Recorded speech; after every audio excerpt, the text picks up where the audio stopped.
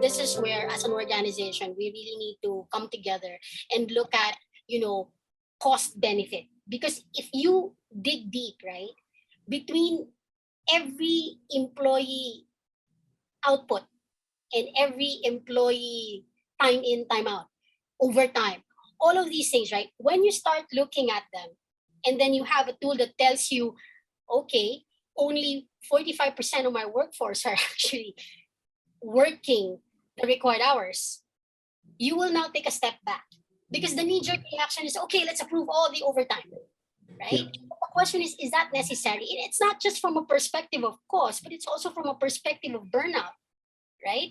Sometimes when people are when people do not have the actual data in front of them looking at it, the mind starts to entertain all possible things, right? Things become longer than they really are.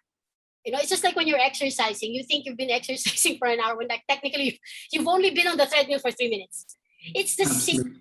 It's the same here, right? So when we looked at our data points and we realized that, okay, we can actually afford more people to go on leave at certain points in time, because the volume of work at this particular time of day or particular day in the week is not necessary, then you can actually deload and have people go on their more cherished leaves. You can give them the time offs needed, and at the same time, right, you manage your cost all around.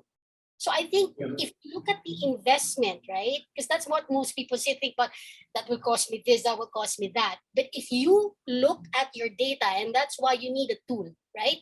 You need a tool Yeah. that help you give the intelligent data. You will realize that the upfront investment on procuring a platform that gives you that kind of level of data outweighs the cost from a actual overtime labor cost and actual, motivation and engagement cost.